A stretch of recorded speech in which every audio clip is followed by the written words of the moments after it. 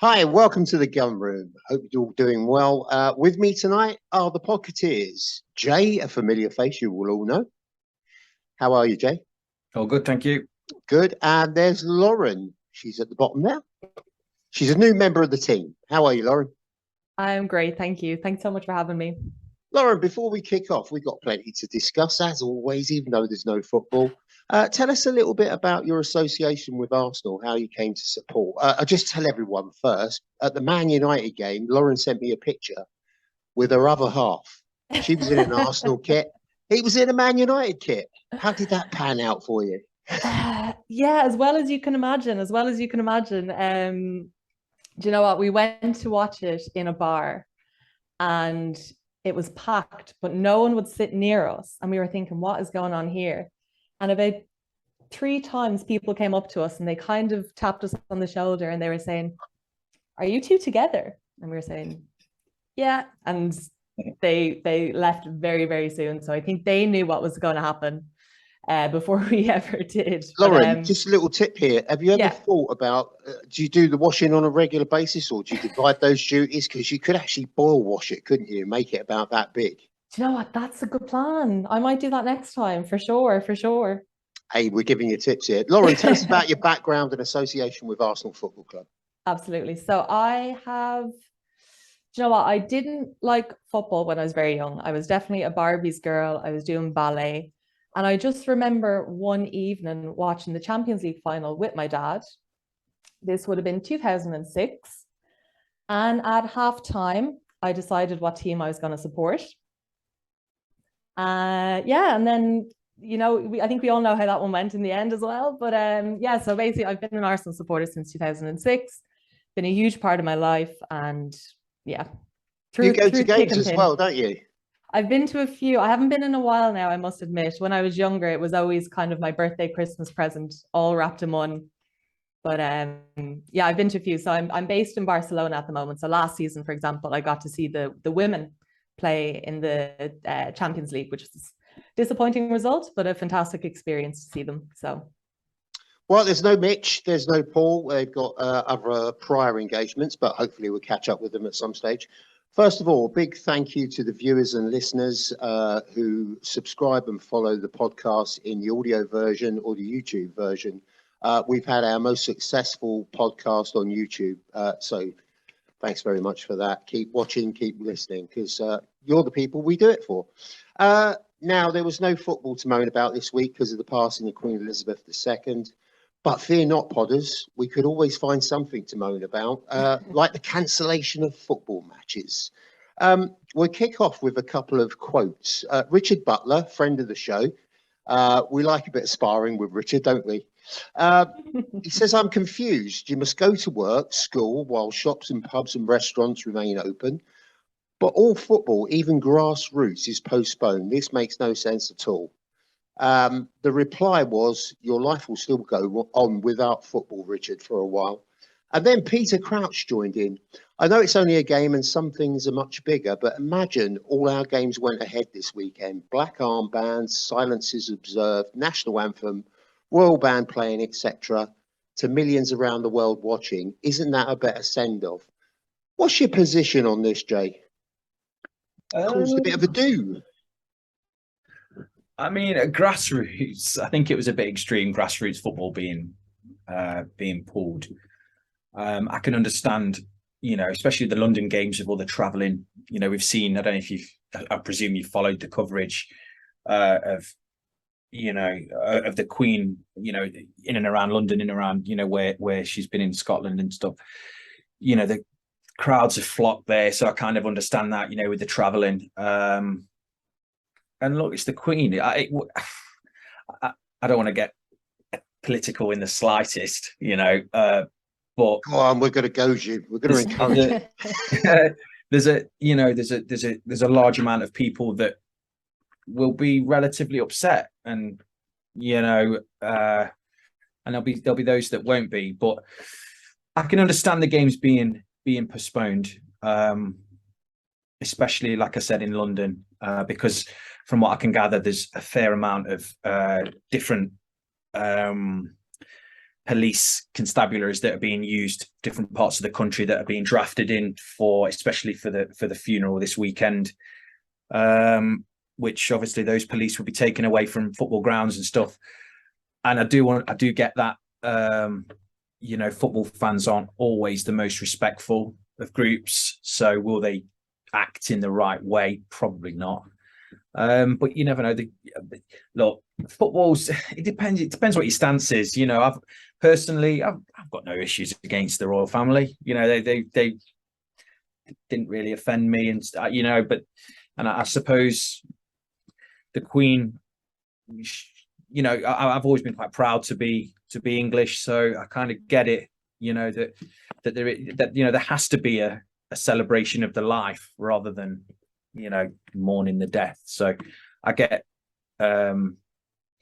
it's a big thing. I do understand. Some people, football to some people is an escape, is a massive part of their life, and it's a massive part of all of our lives, absolutely. But to some people, it's pretty much everything, and I get that. To have that taken away is tough. It's funny you should mention that, Jay, about being disrespectful, because I don't know where Dave got this from, but he dragged it up from somewhere. It's got no sort of origin from it. But it says there were concerns that tributes to the Queen may have been universally respected and not respected, and it could have caused embarrassment to the game. So that's another reason going towards. We've got the Liverpool Ajax game on, and in the minute silence, you could hear through the TV speakers that not everybody was silent, and you could hear that there was boos and a fair amount of shouting. I can understand them calling it off. It's a tough one, because I think we all want the football every week in, week out. We all especially with the World Cup, massively truncated season, and we want the games and we want to see the club, because we're playing quite well at the minute. So you want it to continue. You want this good feeling and this good form to continue. But look, at the end of the day, she's the Queen, such a huge figure in the country, like her or not. There's going to be a big deal made after she dies. So look, I think rearranging games and that can be, the logistical side of it can be addressed. It's a unique situation. I suppose we expected the Queen to pass sooner or later, but when it actually happened, I suppose, I don't know what you guys were like, but it was almost like a bit of a shock still. So you feel for those people that have travelled, for all the different clubs that have come, go to the games and won't get to see those games. So that's harsh and not quite fair on them. But let's just hope that they get it restarted this season, at least weekend. It looks like they are to a certain extent, and then we can go from there after the funeral. Just try and fit the games in when we can. There's another thing. Jimmy Stockman said, I had train tickets booked for York away tomorrow, non-refundable as well. I mean, that's the other flip side of it, although that's it's nothing big, is it? Lauren, what's your opinion of all this hubbub? Yeah, I think I pretty much have to echo what Jay says. I think, you can see it from both sides. Of course, you have to respect a woman who gave so much to her country. Obviously, I'm not English, so I can't comment from that side of it, but from someone looking in, I had nothing but respect for her as a person. I think she was incredible, as I think most people did. But I think something that is probably worth considering is, why was there not a plan put in place already? It seemed, obviously it was sudden, as we mentioned, but it wasn't something that was never going to happen. It wasn't like COVID. It wasn't something that was inconceivable. I think there should have probably been a plan in place, because I think it was kind of a panicked decision to have all the games last weekend called off, but then to bring them back in dribs and drabs the weekend of the funeral. Yeah. It doesn't really seem like the organisers knew what they were doing. Doesn't connect, does it? It doesn't make sense. Not at all. And I mean, going back to the grassroots being called off is absolutely a scandalous decision, I think, personally. I think kids have suffered enough as it is. As we mentioned with COVID and other postponements, in the past. And yeah, but this is the FA, isn't it? You know what they're like. Yeah, true. Two chimpanzees fighting over a banana, isn't it? The FA. Absolutely. So, I mean, I can see both sides of it. I think it was strange, but you know. Sport had an interesting one. Trevor Sinclair reacted to the news by tweeting racism was outlawed in England in the 60s and it's been allowed to thrive. So why should black or brown mourn? I've just got to address that. I just got to stop people using these events as some sort of racist tool for a racist agenda. It's nothing to do that. He's been suspended until they do an investigation, but I would imagine that's a fairly cut and dried sort of thing. But, you know, stop using it. We understand that racism exists, but this isn't what this situation was about. And I think if they threw the book at him, it would be justified. But Jamie Carragher got away with spitting at a teenager. So it all kind of gets a bit warped, doesn't it? I think whatever way you look at it, the situation is going to be politicized. Whether it's, you know, football fans, they're all hooligans. We can't trust them to respect the minute silence, whatever it is. Everything about this. She was a public figure. She was a politician in a sense. So I understand exactly what you're saying. I think, you know, there's no need to bring up all these different things, but it's almost inevitable that it's going to come up, and it's just, you know, you have to. Jay, it's did you see David Dean has launched his book? I'll just throw this in because it's quite interesting because he harps back to his dismissal and quite. Have you read any excerpts from the book? No, I haven't. Well, that's a short conversation, isn't it? I just wanted to just touch on that Sinclair comment. You know, like let's go. I kind of thought at the time that he made it, it was one of those, like, he's had a few drinks and it's like when he wakes up in the morning, he's not going to realize the shitstorm that's coming his way.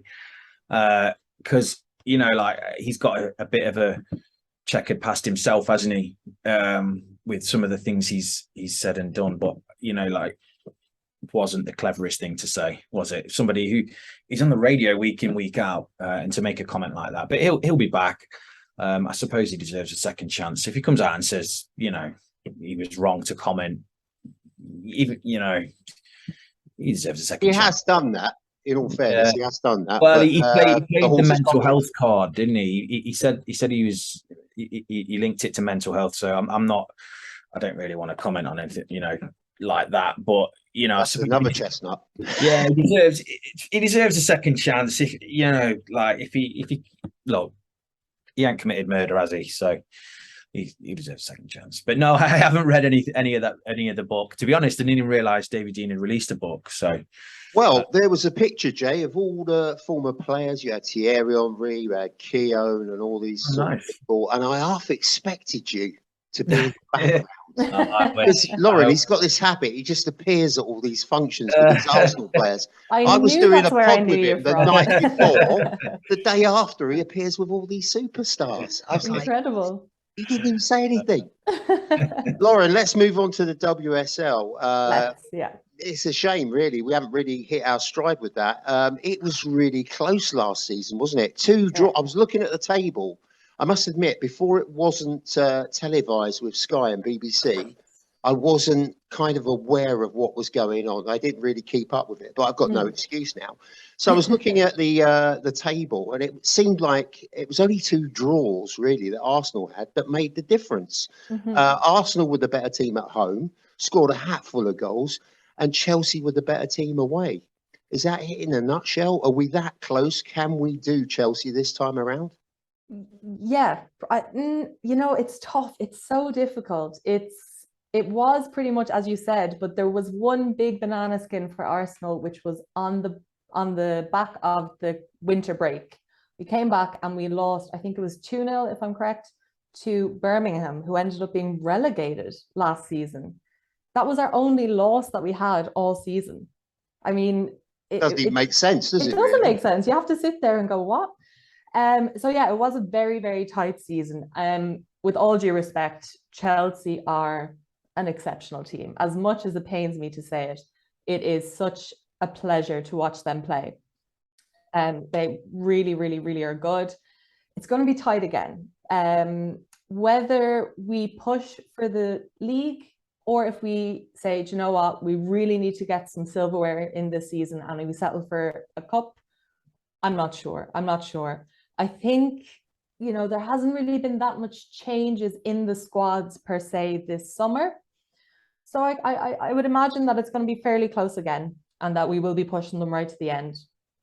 I mean, Arsenal have got some really, really top class players, haven't they? Iwabuchi, Miedemar, Beth Mead. I mean, these are all brilliant players that I'm starting to learn all about. For you, it's probably horses for courses, isn't it? No. I mean, it's, you know, a lot of the games last season I probably didn't watch, but I watched the highlights and this, that, the other. That being said, having all the games available during the Euros was, I wouldn't say a luxury, but it's how it should be. That's how the women's game should be treated, equal to men. If you want to watch it, you should be able to watch it easily. But yeah, no, these are the names that people should know at this stage. And if you're interested in women's football and learning more, and they're names that you should be excited about watching for sure, because they bring it every week. Miedemar is an incredible talent. She kind of reminds me of a female Dennis Bergkamp. She can play 9 or 10. Exquisite skills. And she bags quite a few goals, doesn't she? Last season, was it 14? Yeah. She got beaten by Sam Kerr, Chelsea. And Beth Mead was third, I think, in that, wasn't she? With Absolutely, 11. Yeah. I think if I'm correct, she had the most goal involvements, including assists. Not sure about that, but she was definitely up there. We're taking you for your word there, honestly.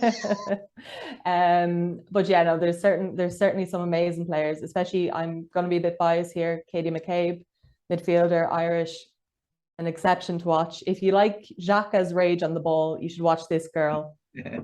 I mean, if anyone likes a card, it's her. Exceptional to watch, you know. She has the old brain fart, yeah? Oh, yeah, you know, but sure. All in a day's work. And yeah, you know, the likes of Williamson, Kim Little as well, who we didn't see in the Euros, Scottish international, very important in the Arsenal squad. So yeah, there's a few names you're going to recognize if you haven't watched it before, of course. And then there's going to be a few that you might know, but you'll be excited to watch.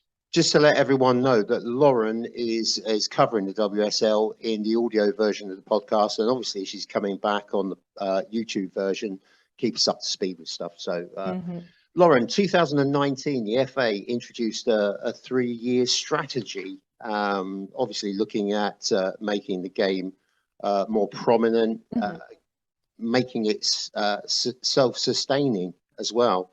It's been quite a hectic period, isn't it? From 2019, its popularity is through the roof. We've now got Sky involved. We've now got the BBC. It's incredible, really, the turnaround. Absolutely. And I think it's only positives, really, you know. Of course, there's a lot of talk about the negative aspects of the men's game being brought in, for example, players getting hate, which they mightn't have done before, or, you know, crazy contracts, crazy money, but we haven't really got there yet. So it's really in the, I suppose, honeymoon phase of just this incredible rise of amazing athletes who are getting the credit that they deserve. And it's just been a joy to watch. So just to let our podcast family know, because we're all giving, that's what we do here. The TV coverage, a total of 87,192 spectators witnessed England's triumph over Germany. That's huge by any standard. Doesn't matter whether you're male or female. What's the bad news from Spain, though, Lauren? There's some bad news, isn't there? Yeah. So obviously, I mean, the WSL was postponed this week as well, you know, of course, with everything that's going on. But the most unexpected event this weekend was actually the Spanish, is called Liga F, Liga Femenina, was also postponed very, very suddenly, unexpectedly. So the first game, I can't even remember who it was at this stage. First game went out, all kitted up on the pitch, waiting for the match to start, and no referees turned up. Yeah. Okay. Great. Crazy. Yeah, fantastic. What happens there? So obviously that game was cancelled. other games went on. Nobody knew what was happening. No referees turned up. So, I mean, we're talking, this was on the Saturday morning. Barcelona women went out on the Sunday evening, all kitted up, no referees there. So, yeah, I mean, it's an issue between the Spanish Football Federation and the refereeing body, because the female referees are not being offered professional contracts, which I probably wouldn't turn up to work either if I wasn't getting a professional contract, you know? But yeah, I suppose. Yeah, a cup of coffee and a bag of Doritos is no pay, is it? Eh? Absolutely not. Not. The cheap. Absolutely not. Yeah, so it's pretty shocking. It's pretty shocking, especially after such a successful summer for women's football, to see something like this so unprofessional and just scrappy, I would call it, to be allowed to happen. It's shocking. It's really, really shocking. It's not the ideal way to start an exciting new era, is it? It's like a step forward and 3 backwards. It seems like the Spanish FA are happy to take the money, but they're not happy to hand it out. So our next game, Lauren, is Brighton and Hove Albion, who've had their troubles, haven't they? They can't score at one end and concede at the other. Sounds like that's a few years ago. Do you know what? If you want a definition of a mid-table team, I think that's Brighton from last season. They were pretty average. We bet them 3-0 in our last meeting against them. It was 3-0, pretty standard. And we bet them 2-1 the previous time. So that was just after our loss to Birmingham, which I mentioned. And we did go down 1-0 at halftime, but we were able to pull it back and get things back on track. Do you know what? It should be a pretty comprehensive game. But I think it is worth mentioning that we are now the opening fixture of the WSL on Friday night. You know, that's a bit of pressure. This was meant to be a standard Friday night game, and now all eyes are on us. So I don't think it's going to cause too much of an upset, but it is probably worth considering that it, you know, wasn't in the plan. I think the girls will be just keen to get going, won't they? Absolutely, I think so for sure. And you know, we love to get things underway on a Friday night, don't we? It went well for us once this season, so fingers crossed it stays the same. Right, let's talk about the Premier League. Who looks the real deal? Who's going to drop? Thomas Tuchel, or is it Tuchel? I'm never sure. Sacked by Chelsea. It was was it on the field events or was it behind the scene drama? Not really sure. Not enough time to justify the spend, was it, Jay? Didn't have time to bet anything in. There must have been something major behind the scenes. Yeah, it seems there must have been something, because by all accounts, the decision was made before their game. I can't remember who they played. I think, was it the Champions League game, maybe? But yeah, big surprise. They lost that Champions League game, didn't they? Yeah, after spending all that money. And you would have thought he had a fair amount of cash in the bank after the Champions League, you know, and after all of the sort of off-field, you know, the change of ownership. It was a surprise. He's a good manager, and it's a gamble. Like Graham Potter's a really good appointment. He's a top manager. You know, he's done so well at Brighton. But to go from somebody like Thomas Tuchel, who's used to working with big players, who's used to working at big clubs, to go from him to somebody who's pretty much the complete opposite, you know, is a big gamble. But you got to be happy for Graham Potter. He's earned that move, and I hope it doesn't work out well. I hope, but you can't, if it went, in a different world, if Arteta was removed, Potter would have been somebody that I'd have liked to see come to Arsenal. So it's a good appointment. I think their first game is Fulham. I think they're away at Fulham, so that's a pretty tough game, bit of a local derby for them. So Chelsea are a funny team, because I think they're I think they're there for the taking this season. I think their Champions League spot is there for us to take without a shadow of a doubt. They're going to take. This could be a season where, they're in a bit of a transition, and they've looked a bit ropey this season, but they've no doubt got some top players, and they made some great signings. Sterling's a quality signing, absolutely no doubt, and I'm sure some of their other signings will come good. So good appointment. Harsh on Tuchel, no doubt. I mean, I think he got a massive payout, so like all Chelsea managers do. So I think all ex-Chelsea managers do. So he won't have a problem getting another job. Absolutely no doubt, because he's top manager. I think the thing is, it was quite funny, wasn't it? Pierre-Emerick Aubameyang was looking forward to hooking up with him, and then suddenly he's got the old tin tack. He's out the door. Lauren, did you think that Graham Potter was the ideal choice? Did you think he would? He came out of nowhere. He is a good manager. He hasn't got European experience, but he plays the right style of football for anyone, didn't he? You know, initially I thought the obvious choice would have been Pochettino, to be honest. It's Chelsea, you know. I mean, obviously we have a new owner, we're talking about this, but they don't really go for a Potter type manager. I don't remember. I mean, okay, Lampard, yeah, I suppose, if you want to talk about young English managers, but you know, I didn't really see it as a typical Chelsea managerial choice, let's say. I really thought they were going to go in with Pochettino. If it works out, I think it could be a stroke of genius. I really do. But that's if. And as you mentioned, you have characters like Aubameyang there who clearly needs to have a stern boot up his arse to keep him in line, you know, that kind of way. So I'm not sure. I really don't know how it's going to go. I agree with Jay again. I think Chelsea do look very in flux. So we're going to have to wait and see what happens. I can't give any definitive answers other than I was surprised by the whole situation, to be honest. Yeah, well, it's typical Chelsea, isn't it? You know, you get your bum on a chair and then you're out of it. Let's move on to Liverpool. Klopp's had difficulties recently, which are mainly attributed to Mane's departure. I called him Sane, didn't I? I must have been feeling hungry. It was on one of the podcasts. Jay, are you convinced by that? Are you convinced that just one player has made that much difference? He was a big player for him, absolutely no doubt, and he was so consistent. I didn't think they would miss him that much. I mean, it's an easy answer to say it's just down to him. You know, they're you know, this season they seem to have, they look a bit complacent. Some of the, you know, players like Van Dijk, Trent, especially those two have looked a little bit complacent. Like Lauren said, they maybe need a kick up the arse and a bit of competition, because they're, you know, a lot of that Liverpool team picks itself at the minute, and they're top side, you know, and what they've done in the last few years. You know, if it wasn't for an unreal City side, you know, they would have dominated and they'd have just cleaned up.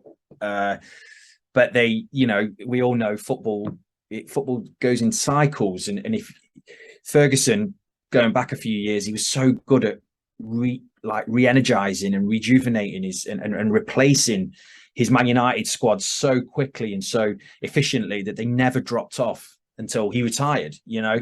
And no other manager in the Premier League era has managed to do that, to maintain consistency at the top level whilst replacing players. And that's what Liverpool are going to have to do, and that's what I think they've tried to do. You know, I've said to you before, Tom, you know, I like Diaz, top player. You know, he looks scarily good sometimes. Very good. And I mean, I'm sure, you know, Nunez came in for a lot of money, and he's had a bit of a difficult start, but I'm sure he'll come good. They're still relying on Salah, and they're still relying on you know, players like, you know, like Fabinho midfield. You know, he's maybe not the force he was, and they're relying on, like I said, Van Dijk and Trent. And if these players don't turn up, then they look a bit average. So I think they didn't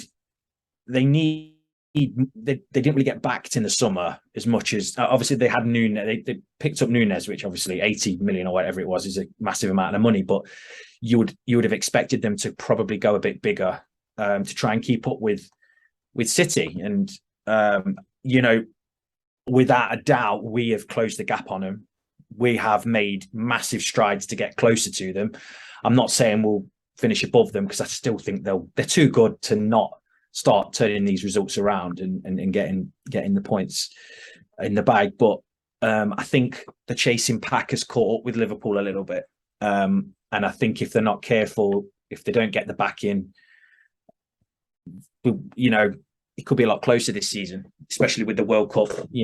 How, it's going to be interesting how teams manage that period and after the World Cup. So they're still a great side. They're still a really consistently strong side all over the pitch, and they've got great attackers.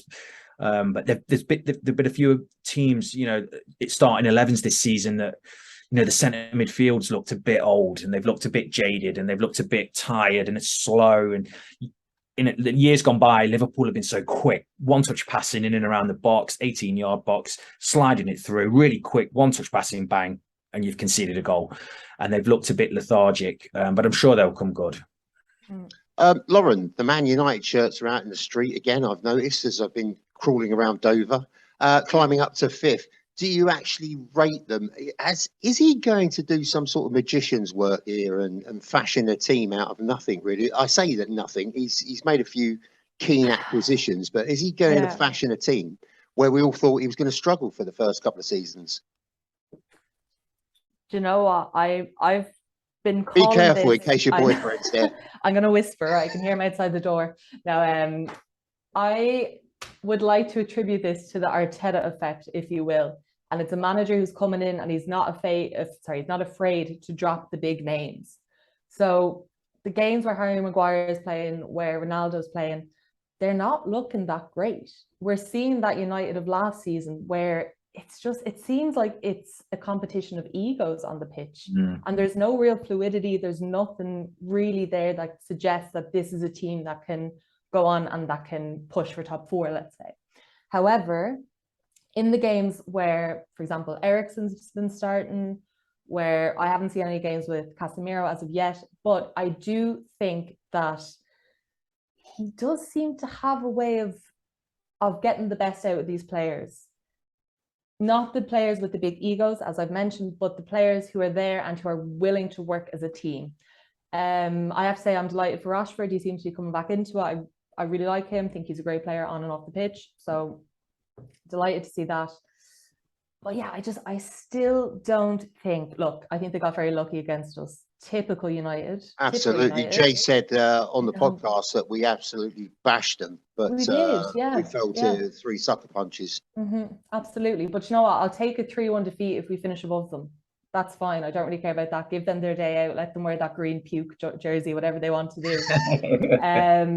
But I think, do you know what? It's positive. I would say it's positive. I think given the start that they had, I think the pressure is probably off. Maybe I don't say off Ten Hag, but I think everyone thought he would be out of the gates running and he'd be pushing them from the start.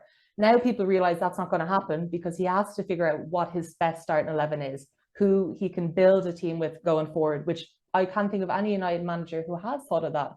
They've really only been thinking, okay, what am I going to do now to get the best out of this game?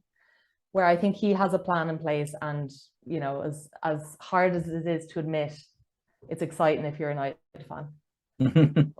Well, we're not. I know, exactly. Jay, City looking good despite dropping points. Haaland should make a massive difference, especially. I mean, they've got to have eye on the prize now, haven't they? They've got to have on the Champions League their name on the trophy. Surely this year he's banging goals in like it's going out of fashion. I mean, it's ridiculous the start he's made. It's just scary, and he's the majority of his goals are what 2 or 3 yards out. He's not even. He hasn't really had to work too hard for his goals. What worries me is, well, not worries me, because as long as we're in and around the top 4, I'll be quite happy. But if we're not careful, City before we know it will be out of sight. We'll just be gone, and the league will be over if we can't maintain our consistency and some of the others, Spurs, or some of the others. By the way, they lost tonight.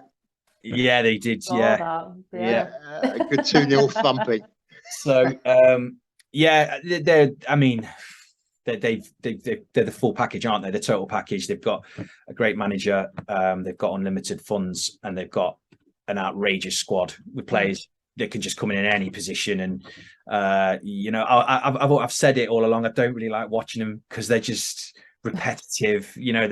They're so bloody good that it just gets boring, doesn't it? But Haaland has made them like a lot more I think teams will.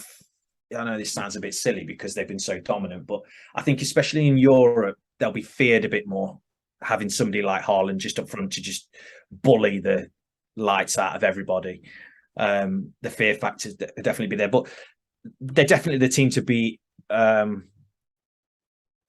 can't see a weakness there, can you? You can't see where they're just going to have a period of the season where everything goes wrong, or they get a few injuries, or they get a few suspensions, and they slip up because they've been. I think there's been a couple of times this season they've been a couple of goals behind in some games, and they've recovered and just absolutely I think it was the Palace game where they battered them, and they're relentless.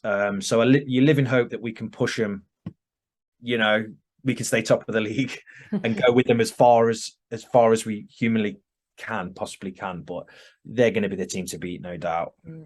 It's quite interesting, isn't it, guys, that he got rid of two really good quality players, and I expected when he bought Haaland in, he was going to give him the kind of brief that he had to track back and all this sort of stuff, because Pep likes that. That's what he likes. He likes a workman-like performance, but he's done none of that with Haaland. He's just left him to do what he does naturally, which is a brilliant sort of ploy, isn't it, Lauren?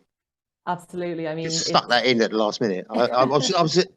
Who can I go to, Lauren? Don't worry. Yeah, no, it's a bit scary. It is a bit scary. I think any team, I mean, imagine being a defender. What is he, 6'6", like? The size of him, the speed of him, and as you mentioned, he's just there in front of the goal, no matter what's going on. He always seems to be there and getting on the end of it. I mean, with the likes of Kevin De Bruyne and the team, he's pinging balls into him, no bother. So, you know, you were expecting goals from him. We were expecting this, but I think at the level that he's adapted, he's 20, 21, outrageous. I mean, it's scary. I think the pressure is certainly on for Europe this year. With the Community Shield, he missed a couple of open goals, didn't he? Really, was a couple, wasn't it? I wasn't really watching it. No interest in it really. I had a beer, but I saw it in the background. And I suppose everyone got on his case there, spent all this money, and they're not doing it now, are they? Absolutely not. Absolutely not. I think, who was it? Nunes, was it? Yeah, Nunes at Liverpool, and everyone said, "Oh, he's the sign of the summer." Yeah. You know, you need to. I think we should know at this stage of football to bide your time and to see, you know, give it a few games. But no, it's and I agree with Jay. It is, in my view, City's to lose, really. But in saying that, they've dropped points on 2 occasions now against mid-table teams, lower table teams. So why not? Why not believe? You know. I think the big games for Arsenal are yet to come, aren't they? When we get, forget the United one, we'll just, that was just a slip up. When we get the likes of City, Liverpool, Chelsea, Tottenham, that's going to define our season, I think. We really need the results in those. Let's look at the bottom, the old trap door down to the Championship. It's only 6 games in, isn't it? But Jay, who's your candidates? We did mention it in the pre-season podcast. Have you got any more info on that? Any more sort of ideas? I mean, Bournemouth look pretty doomed. They look. You described them as nailed on for relegation. I think Forest.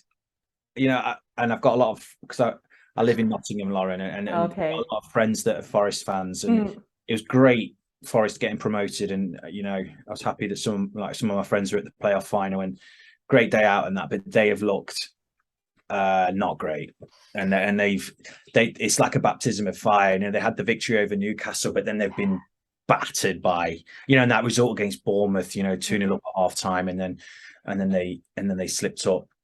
So they look like they're being, but they were always going to be candidates to go down, but they haven't. They're not scoring. What worries me is they've signed all these players, and they haven't really signed a decent striker, and the goals are going to be difficult for them. So that Forest will be there. Well, it's still early doors, isn't it? Be careful, Jay. The missus is there. Be careful. No, I'm not saying them. Just to let you know, Lauren, Stacey is a Leicester fan. So he's got to be ever so careful. No, Leicester, they'll recover. They'll recover. So who's the so who's the third one, do you think? I don't know. See, the start of the season, I thought Leeds, but they've looked all right, you know, in places. Southampton, thought they were struggling, but they've had a couple of decent results. Villa haven't looked great, you know. So I think when we get about 20 games in, Yeah. it's going to sort itself out, isn't it? We have this sort of guessing and all that sort of thing, and then 3 or 4 bad results, and it's all to do, isn't it? Lauren, who's your bottom 3 that you can see with the crystal ball? It's tough. I think, do you know what? I'd have to agree with Bournemouth, and I hate to say it as well because I work with someone who's a big Nottingham Forest fan, so it's great to have them in the Premier League, a bit of banter and work. But I think they took too big a risk in signing so many players and hoping for it to gel in such a short period of time. Yeah. If it comes off, then it was worth it. But I think it was just a bit too much too soon. I think there's going to be a surprise this year. I do. I really think that we could see the likes of Villa going down. I think Everton will probably be okay, but I can see them in thereabouts again, like last season. I wouldn't be surprised if it was Leicester. You know, I think considering the transfer window that they had, I mean, unless they do something spectacular in January, I don't see how else they're going to get out of it, really. I think there's some major problems behind the scenes. God knows what they are. But, absolutely, yeah. It's kind of very odd. I kind of agree with you. I'm going to throw Southampton in there, Villa, Bournemouth. I think Forest might just do it because the guy, the manager, what's his name? Cooper. Steve. Yeah, Steve Cooper. It's great manager. Great manager. And I think that's enough to get them out. You know, when the shit hits the fan, you need someone there who's going to, you know, be ruthless and get it going again. I think he'll do that. Right then, let's move on to the tough gig in Switzerland, FC Zurich. Let's name the team. It was Matt Turner, Takahiro Tomiyasu. Nice to see him back. Rob Holding. I haven't seen him for a while. He's normally the 15-minute man, isn't he? Gabriel, Kieran Tierney, Fabio Vieira. Then we had Sambi Lukonga, Granit Xhaka, Marquinhos. I've been practicing that. Because he's Brazil and it's got the hot on the end. It's like the ho bit, isn't it? Eddie Nketiah and Gabriel Martinelli. What did you make of the performance, Jay? Yeah, we did. We controlled the game. We controlled the first half. We played well. We created a few chances and dominated. I mean, Zurich are not a great side. You know, they're the weakest team in the group by a long way, and expected us to win, but they put up a bit of a fight. Created some chances. Marquinhos looked good on the right. A good game to sort of blood him in because, you know, like I said, the opposition weren't great. So he looked good. And Nketiah looked good. Vieira was spraying the ball around well. Turner, he's still, you know, his distribution from the back. You know, I don't think he was brought in for that, but he had that dodgy back pass. Well, he had that dodgy. He looked to spray it out, didn't he, early on, and he ballsed it up a bit. But I'm not convinced about him, to be fair. I was going to say the exact same thing. I think it makes my bum twitch. It's a bit of a drop now, isn't it, from Leno to him? It's a tough gig though, trying to get a. You know, how many teams have 2 really good goalkeepers? You know, how do you keep somebody like Leno? It's impossible because he's far too good, you know, to be a number 2. I do share your worries, you know, but he's only played a few games. I'm sure it's a massive step up for him. You know, he's coming from the MLS, coming into a Premier League club, and even just playing in the Europa League. It's a huge step up from the MLS, you know. So fingers crossed he improves. No Ramsdale injuries is the main thing. That's exactly what I was going to say. When Ramsdale was clutching his hamstring, I thought, oh my God, we're going to have this fella in. It'd be like sort of 40 towers. So it was a dominant performance, but we made hard work of it, Lauren, didn't we? Well, of course we did. It's Arsenal. It couldn't go any other way. Why would we go in leading at half time? That takes the fun out of it, you know. Yeah, we did, of course, but at no point did it look really like we were not in control or that we wouldn't get it back, which at times in the Premier League or in the past we have been in that situation where it's panic mode. We're drawing 1-1, we shouldn't be. So I think again it is that sign of the team maturing and being able to, I suppose, handle themselves better in those pressure situations. Look, it's the first game of the group. If we lost it, would have been the end of the world. I don't think so. Probably not. But having those 3 points is amazing. And it's a great way to start. Who knows what's going to happen now with postponement of the game that was meant to be on Thursday. When are we going to play that? It could fall in the middle of a very, very busy period and maybe we'll drop points there. Who knows? So yeah, it's a nice little cushion to have for sure. Well, it's quite nice that the games have been postponed. It gives me and Dave a chance to catch up on the old research and do a bit of scripting, because absolutely, yeah, they were like sandwiched so far. And if you pop these games back in, God knows what we're going to do. Be up all night, I think. Exactly. Yeah. Jay, talk us through the 16th minute goal. Marquinhos. Oh yeah. So Eddie went down the left-hand side and he put a lovely cross, swept it around the back and bounced up lovely, sat up nicely for Marquinhos, and he just side-footed it right into the top corner. Lovely finish. Used the pace of the cross to sort of let the ball just cannon off his instep, and lovely finish. And he looked good, Marquinhos. You know, like he looked like he enjoyed his time, his performance, and he didn't look because you know, obviously there's been comparisons with Martinelli, and you know, we all saw when Martinelli came through, you know, the technical ability was there, but you know, physically he was way off it. You know, he was very lightweight and he got brushed off the ball, and that's obviously he's improved on that, Martinelli, now to turn into, like, I mean, player of the season for me this year. You know, he's just savage, you know, unreal. And Marquinhos, I think, is a bit further down the line than when Martinelli signed from a physical point of view. He's a bigger guy.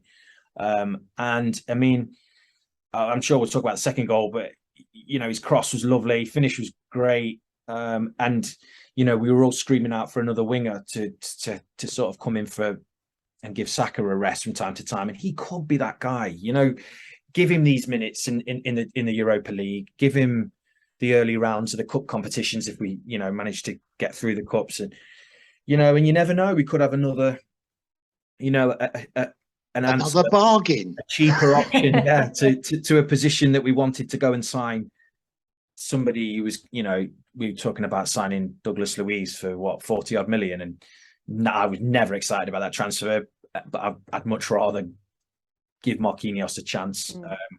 And yeah, lovely goal, lovely finish, and he was crying, wasn't he? He got emotional. I love that. It was really nice to see. It was really good to see, I thought. Yeah, I love that. So because I'd be exactly the same if I I was sitting on the sofa almost crying watching them, like, you know. Right, 42 minutes. They equalised. Rob Holding. No, it was Eddie Nketiah, wasn't it? Swept his legs away. Any doubts about that, Lauren? I don't think so. Do you? No. Do you know what? I don't think so. Typical striker's tackle. Yeah. Yeah, exactly. Yeah, look, do you know what? As I mentioned, wasn't really keen on Turner saving it. I called where he was going to put the ball, knew it. Turner went the other way. Your man slotted it in. You know, it is what it is. Hopefully that's the first penalty he concedes and no more. Yeah, but there was no real complaints there, and hopefully Nketiah learns from his mistakes, and that's it. But I think he did enough in the match to redeem himself, which is the main thing.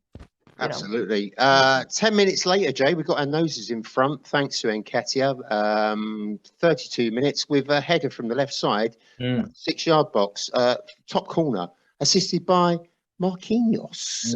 Just want to run through his stats. 69 minutes, 1 goal, 1 assist, 37 passes with an 86-point passing, 86. Let's try again, shall we? 86% passing accuracy, 2 shots, 4 key passes, 2 big chances created, and 2 interceptions. I think you're right. Have you heard, Jay, that he's apparently going in on loan in January? Right. I think that'd be a bit of a disaster. Yeah, well, I'd be surprised because obviously Saka's going to go to the World Cup. So I'd be a little bit surprised unless we've got somebody coming in. I don't know. Yeah, it doesn't really make sense, does it? That was, I tell you, just going back to the Nketiah goal, that was a great header. Like that, he headed it down, lovely header, and like you can tell he's been chomping at the bit, hasn't he, to get into to get some more minutes, and you have to feel for him a bit because Jesus has just hit the ground running and looked so good and been so effective, and it's been tough for Eddie, but he's done well when he came on, and like Lauren said, I mean, yeah, he gave away the penalty, but he was really good on the night, and that header, I mean, that's a side of his game that you probably don't associate with Nketiah, his aerial ability, and I don't think you associate it with Arsenal, do you? Generally, and it was great header. Headers. And in real time, it looked good, but on the replay, it looked even better. And lovely cross from Marquinhos, but lovely header, loved it. Let's do the stats. There was 10 shots for them, 18 for us, 4 shots on target for them, 8 for us, 29% possession for them, 71% possession for us, 267 passes for that lot, 648 for us, 66% pass accuracy for them, and 88% for us. 11 fouls on their side. Bit dirty. Bit dirty. Always the way, isn't it? Yeah. Let's do the emails, guys. Red Seth. Sounds like he's from Emmerdale, doesn't he? Guys, are you in favour of a Wenger return? Let's give Lauren this one. Mr. Wenger coming back, Le Professeur. To what role? As a manager? That's it, isn't it? Yeah, to what role? I mean, obviously nothing but respect for him and the club, what he's done for us. Probably will never be matched if we're being completely honest. But in terms of, a managerial role, I think it's time to start moving forward, and whether it is Arteta in the future or we get someone else, a few years down the line, we'll have to wait and see. But I think, this is probably coming off the back of Ferguson being linked back to United, bit of a panic, time to move on, I think. Yeah, I think it's the media love all this, don't they? Sort of speculating. They just can't move on. If I was Mikel Arteta, I've got to be honest with you, Jay, I wouldn't want the professor coming down, breathing down my neck, going, "Hello, it is a wrong player." Really bad accent, that, but you know what I mean, Jay. You wouldn't have it, would you? Yeah, really? no. Just cramps your style. No, you won't. I mean, I'd like to see him watching games again. Coming back and being treated like the legend that he is. Get him. If he wants to come and watch a game, let him watch a game. And I mean, like Lauren said, what role would he have? You can only really ever see him having like an ambassadorial role, and he's already kind of does that for FIFA. He does that technical director or whatever, for a lot more money. So he's not going to just come and do it for us. So I'd like to see him come back and just enjoy a game and just be treated like the legend that he is, and to be appreciated. He's a great football mind. So I suppose some could say, if you're not taking advantage of that, you're losing out. But you look at Man United and all the issues they've had down the years. Does it help having Ferguson sat up in the stands every week, looking down, and the camera panning to him at Old Trafford, and those managers? It was only a couple of weeks back when Ronaldo. There was speculation about Ronaldo leaving, and there was the story of Ferguson driving into the training ground and being part of the Man United party that tried to keep him. That can't be healthy for the manager. So obviously, I hope that continues for them. But, Absolutely, me too. But yeah. Right, yeah, just going back to Wenger, you just want to see him at the ground, shaking hands and enjoying and cheering when we score and just seeing him happy, back at the club, Fill him up with burger and chips. What is it, about 18 quid? Sue says, love the last podcast about VAR and refs. VAR is corrupt as any ref, in my opinion. Did you see the Juventus game? Anyone catch the Juventus game? If not, I'll bring you up to speed. I didn't, but I did see there was a lot of controversy. Yeah, VAR apparently disallowed Juventus's dramatic late winner on Sunday, and it's been labelled an absolute shambles after the TV cameras appear to show Bonucci was actually comfortably onside. So this isn't just, I know we said we wouldn't talk about it and that we've made a pact, but you can't avoid it, can you? You can't, no. It's as bad over in different countries as it is at home. Tierney man, sorry, I had trouble reading it for a minute. He says rumours Arsenal are going to sell Kieran Tierney and Thomas Partey in the summer because of recurring injuries. What are your thoughts, guys? Lauren? I mean, one of the notes that I had was actually one of the benefits of the postponement of the matches was we're going to come back with a fit Partey, thank God. Because as good as Lokonga is, I do think that Partey really does bring another dimension to our squad. I feel that we're able to attack a lot more comfortably, Xhaka included, which, you know, I mean, we're looking like we're going to score more when he's on the pitch. Yeah, he's injured a lot. He's injured an awful lot, but I wouldn't be selling him until we have the perfect replacement for him. That's my personal opinion on that one. Tierney is a little bit more up in the air. I have to be honest. There. Prior to this summer, I would have said, no, absolutely not. You know, why would you do that? But seeing Zinchenko come in, there's a bit of a jump in quality, to be completely honest. And I hate to admit it, I really respect Tierney as a player. He's fantastic. But you can see that there is a big, big difference. Now, in saying that, would I rather have Tierney or Tavares? Tierney, every day of the week. Mm-hmm. So I think, you know, obviously injuries are an issue, and especially if we're playing in Europe this year and we want to push for cups and we really want to, you know, get as far as we can, we need to have the best options we can, either on the bench or just fit on the pitch. But I don't think I'd be selling them without a concrete plan or a backup. Do you know, that kind of way? The thing is, with Kieran Tierney and Zinchenko, they bring two different qualities, don't they? Absolutely. And if you could actually merge those two together, you probably have the perfect defender. What's your slant on this, Jay? I've realised why I couldn't read it now, because I spilled coffee all over it. That's what it is, yeah. No, I haven't got really too much to add to what Lauren said. She summed it up perfectly, really. I think the only thing I'll say is, Tierney's it's a tough one because he's clearly not first choice.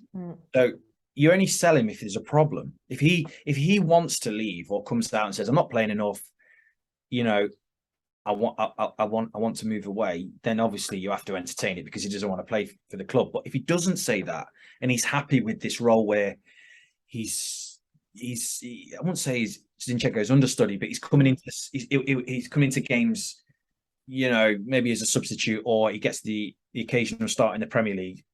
You only sell him if it's an issue. Thomas Partey, I mean, his injury record is horrendous. Yeah. He's such an effective player. This was the guy who never got injured before he came to us. What is it that we're doing? And there's always one player in Arsenal.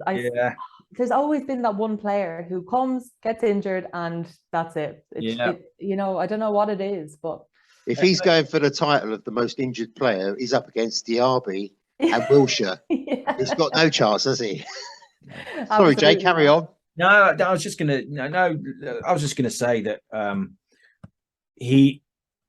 think he has probably this season, if he can't maintain his fitness, then we have to look somewhere else, because it's just we can't rely on him. Whereas Tierney, I only think that's a problem if he sees it as a problem. If he's happy to be part of the squad, then I don't think we need to sell him, because we're not going to, you know, if we sell him for say 20 million or whatever, what we paid for him, you know, who would you bring in of that quality? It's tough for that money. You have to spend a lot of money on a player that probably wouldn't be better than Tierney. So it'd be a tough one. And I mean, Tavares, he's looked okay in the French league, but he looked a bit ropey last year, didn't he? So I would. Like I said, maybe look to replace Partey if he can't maintain his fitness. I think look to replace him anyway. Just, you know, have that other backup there. He's 29. He's probably one of the older players he's partnered with Xhaka as well, who 29 as well, both of them 29. You know, obviously it's not old by no means, but in terms of the team we're looking at, if we want to continue to build on this squad, we need to have players in those positions who are comfortable and, you know, who get the experience with younger players as well. So I think, you know, when we're opening, or when we go into the transfer season, we need to be pushing for a decent midfielder, regardless of Partey's injuries or not, you know.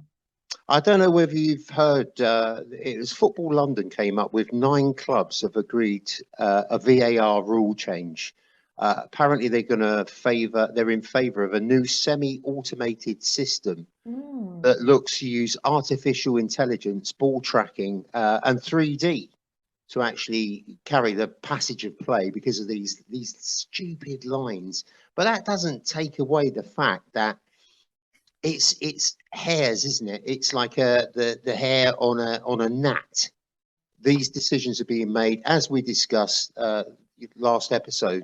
Apparently, the report also states that Arsenal, Tottenham, Chelsea, Manchester City, Liverpool, Manchester United, Brighton, Southampton, and Nottingham Forest already have the infrastructure in place. It's got to be good, hasn't it, Jay? Well, anything that makes it better, anything, you know. I think they've been trialing, haven't they? Been trialing this in the Champions League. I think they have. I don't know. I only just got it through, so I thought, well, yeah, I think it was it in the Champions? I think I definitely saw it recently. I think it was in the Champions League last week. Yeah, I think they've been trialing it. So anything that makes it better. Although there was there a goal in the Championship that was the goal line technology. The ball was over the line, and the goal line technology didn't give the goal. So I think it was for Huddersfield, or I think it was, and so obviously the makers of Hawkeye came out and obviously apologized. So the technology, I suppose that's even open to criticism if it doesn't work. But you know what? Anything that makes it better, because as we discussed earlier, it's not just in our league that the officials just can't seem to get it right. So it's been shocking, and I know we've discussed it, but this last few weeks has been absolutely awful from an officiating point of view. So anything that improves it, bring it in. I think what we need, Lauren, is refs that have got a pair of balls, though, haven't we? Because, like, you know, they get called over to VAR. Why should you change your mind? All right, what you're doing is you're going over there. They're showing you it, as we discussed last week, in great depth, but we'll just recap on it. The referees used to stick to their guns, didn't they? They used to make a decision, right or wrong, and we all used to moan about it down the pub. But this is even worse. You know, Christ almighty, hanging around. I got 2 pints in while they were discussing it the other day. Not complaining about that, but no, Stella Artois as well. It was nice. Yeah, no, and I think, of course, it is that, you know, go with your gut. You're on the pitch, you're the person on the pitch, you're seeing what's going on in front of you. But at the same time, it is the VAR itself is bringing up the inconsistencies in refs' decisions. You know what I mean? So that's another aspect that we have to. So it's not just the technology, it's not just this. Referees are letting something slide, and then they're pulling people up on the exact same issue 10 minutes later. So I think all around, this is something we could complain on. I do want to see some steely ref, though, going, I'm not having any of that. I've blown my whistle. That's it, mate. Off you go. Absolutely, yeah. We haven't got enough of those characters. No. Right, up next, it's Brentford. That's going to be a bit of a test for us at Jay, isn't it? Sort of comparisons with last season. Yes, that's a hard game. It's a tough game away from home. The atmosphere is always pretty good in there. I think what works in our favour is it's an earlier kickoff. I think that helps. But if we're not on it, we could find ourselves in for a difficult afternoon. But I still expect us to get some form of result there. You know, they're a good side. They're well organised, but I think if we start well, we should get a result. But like I said, we've got to be on it. We have to be on it. Yeah, we can't afford any slip-ups. Tony's playing well, Lauren. Is he the type of player that we maybe should have had a little dabble with in the summer, maybe pulled him in?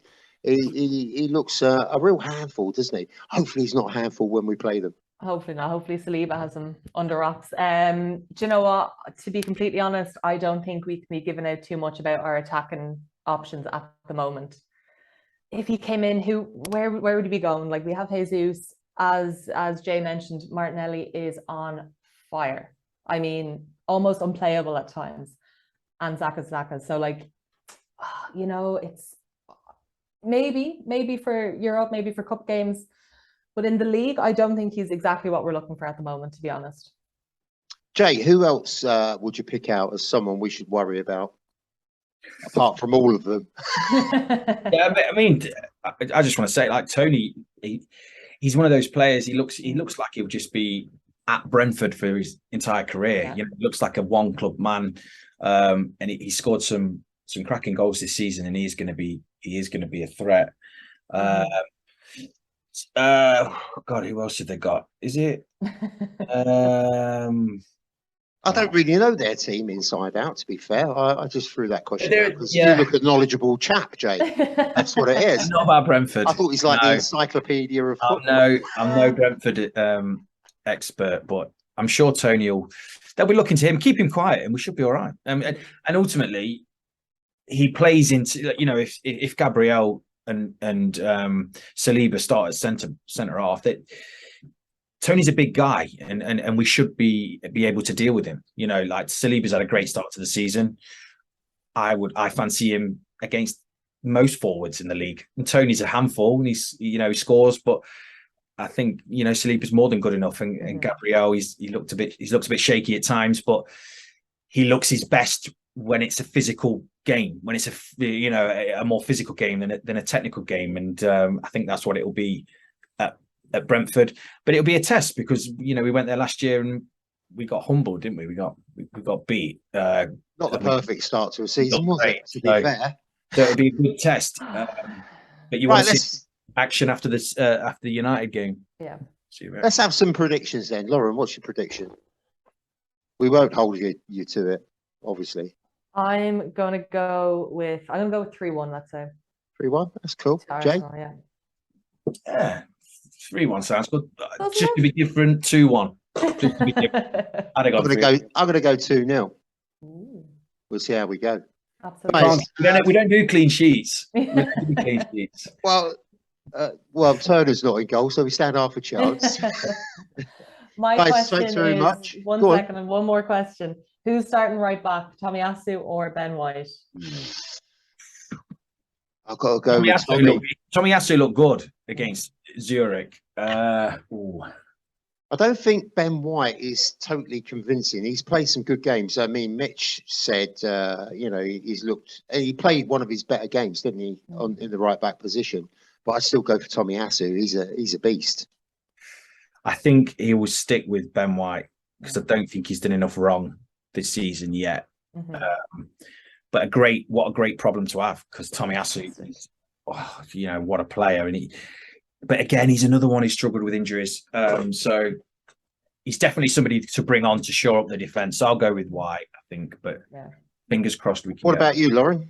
Who would you put? No, I'd probably stick with White. I think he's probably had a tough time. I think a tough time from fans, you know. I think ever since he's put on an Arsenal shirt, he's just had a bit of a tough time compared to other people. I think he's been not perfect this season, but he's been perfectly fine. I mean, he hasn't done anything wrong that would make me think, okay, let's put on Tomiyasu. But he's an exceptional player, and I'm just really excited to have him back fit. So yeah. I think it gets to the stage where we've got a good back line, whoever turns up, really. So thanks very much. You've been absolutely blinding, and I'll see you on the next one. Lauren, do you enjoy yourself? For having us. Absolutely, and I hope to be back soon. You will be. Wonderful. Right, guys, see you later.